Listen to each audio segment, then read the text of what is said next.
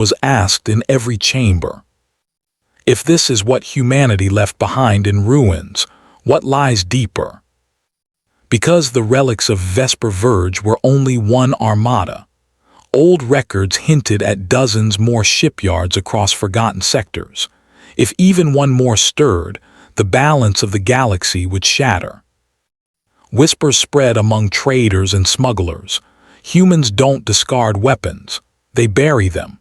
They entomb storms in silence, waiting for the day the galaxy forgets, and then they return, sharper than ever. No one knew what woke the fleets. Was it a timer, a signal? Or were there still humans, hidden, waiting, watching their enemies panic as the ghosts of their navy rose to darken the stars? The galaxy shivered with the question. Because one thing was certain. Humanity was never gone. It was only waiting. Closing words. The archives must be rewritten. The silence was not the end of mankind, but the beginning of their long revenge. And across empires in hushed tones, the new doctrine spread like wildfire. Do not disturb Terran ruins. Do not approach forgotten fleets. Do not listen too closely to the silence of Earth.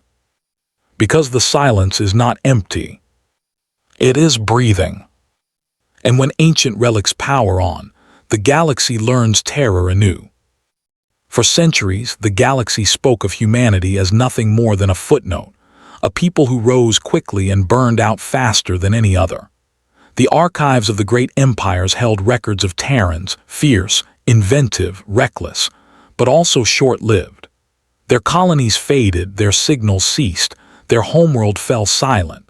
To the younger races, Earth was a myth, and to the older powers, it was simply a graveyard drifting quietly in the spiral arms of the galaxy. No fleets crossed its borders, no traders sought its markets. Those who dared venture near Sol returned with stories of empty skis and derelict stations, cold metal husks that once pulsed with life but now drifted aimlessly, relics of a civilization that no longer mattered. Humanity, they whispered, had extinguished itself. And so the galaxy moved on, confident in its dominion, forgetting that legends never die so easily. Ghost signals in the dark. It began with whispers on the long-range scans of the Zayari Union. A patrol vessel, charting the outer reaches of the Orion Spur, intercepted strange bursts of radiation, short, rhythmic, almost patterned. At first, the signals were dismissed as background noise, the static chatter of pulsars and magnetic storms. Yet, upon closer analysis, the signature was unmistakably artificial. The transmissions came from the edge of Sol, near the orbit of Neptune. The sector was long classified as abandoned, no active colonies, no functioning starports. Only wreckage from a bygone age of human expansion. Still, the signals persisted. Exploration frigates were dispatched, bristling with curiosity more than caution. They found structures, vast skeletal rings orbiting gas giants, their surfaces pitted and scarred by millennia of neglect. Colossal shipyards hung silent in the void, black against the stars. Derelict defense platforms drifted lazily, coated in ice. And yet power readings flickered. Sensors recorded brief surges, as though something deep within those metal bones stirred restlessly in its sleep. The commanders laughed nervously. Ruins, they declared.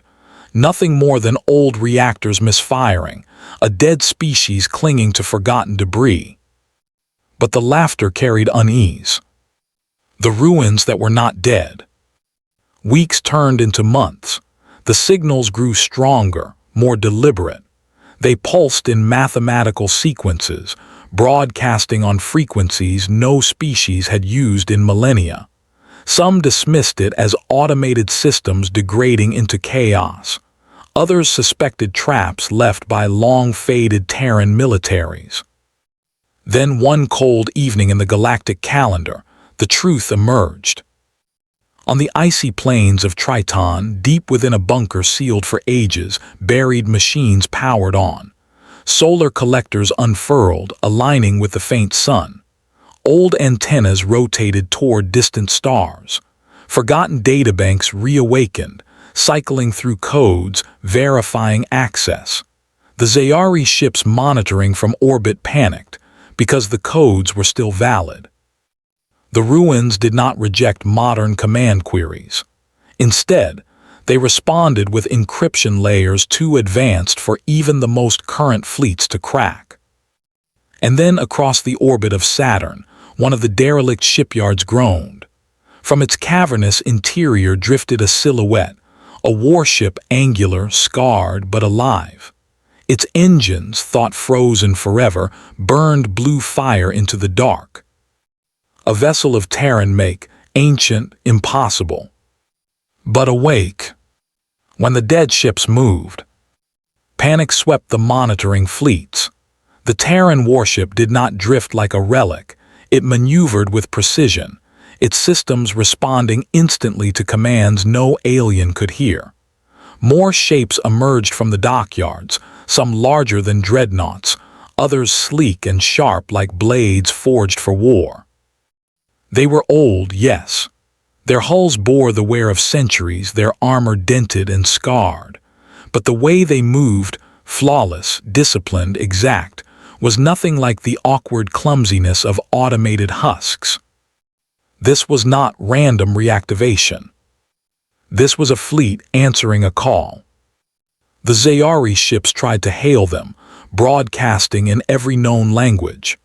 The Terran vessels remained silent, their guns idle but primed, their formation tightening with eerie synchrony. Then came the sound, an electromagnetic broadcast across every channel, a single Terran voice, cold and calm. Terran Defense Network status green, awaiting orders. The ruins were not ruins. They were a slumbering armada. The storm that outclassed the present. The Zayari Union, desperate to prove dominance, dispatched a full battle group. Their fleets were armed with the finest weapons of the modern age, quantum disruptors, phased shields, AI-guided interceptors. Against Relics, they expected an easy demonstration of superiority. What they found was horror. The Terran ships, though ancient, operated with terrifying efficiency. Their targeting systems locked faster than any modern AI. Their engines, crude by contemporary design, somehow outpaced modern drives with brutal acceleration. Their weapons, mass drivers, particle lances, rail cannons, were primitive in theory, but executed with a power that shattered Zayari shields in a single volley. Every maneuver from the alien fleet was anticipated, countered, crushed. The humans' formations moved like predators, circling, cutting, striking with merciless precision. It was not just combat, it was a demonstration. Every relic ship outclassed its modern counterpart, as though the humans had built not merely for war, but for eternity. The battle group scattered, few returned, and those who did brought with them tales that chilled the galaxy to silence. The galaxy remembers humanity. Word spread like wildfire. Across empires and republics, leaders gathered in panicked councils. What they heard was unthinkable. The humans, long thought extinct, had not only left behind fleets, they had left behind fleets superior to anything that now sailed the stars. How could this be? Some whispered that Terrans never trusted the galaxy. They had prepared for betrayal, for extinction, for collapse. Others spoke of a cultural obsession with endurance, a refusal to let their creations die.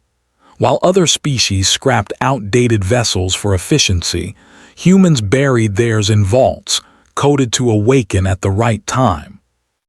Now that time had come. The Sol system, once a hollow graveyard, blazed with new life. Stations powered up, orbital rings glowed, shipyards hummed. Hundreds, perhaps thousands of warships stirred, their systems aligning, their weapons primed. And all of them carried the same unyielding message. Status green, awaiting orders. Echoes of a preserved storm. The galaxy shuddered with realization. If these were only the guardians of Saul, forgotten arsenals sleeping under ice and shadow, what else might humanity have hidden?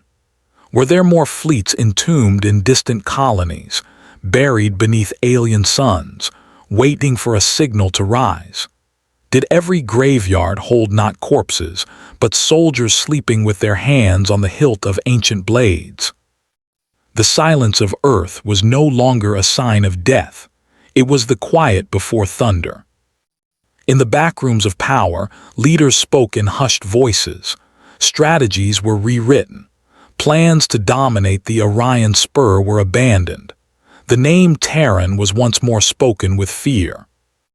Because humans did not merely build ships. They preserved storms. Storms that could sleep for centuries. Storms that, once awakened, could outmatch the proudest fleets of the present age. And now those storms were awake. Final whisper across the stars. From the Zayari archives to the farthest colonies of the Velari, one phrase spread in fear and awe. A phrase that would reshape the galaxy's understanding of power. If this is their forgotten arsenal, what else lies waiting? The stars themselves seemed to tremble. And far away, deep within Saul, the ancient Terran fleet waited in silence, engines ready, weapons primed, codes secure. Not ruins, not relics, but a promise that humanity had never truly left. A promise that when the galaxy forgot them, the ancient steel would rise again. And now that ancient steel had risen,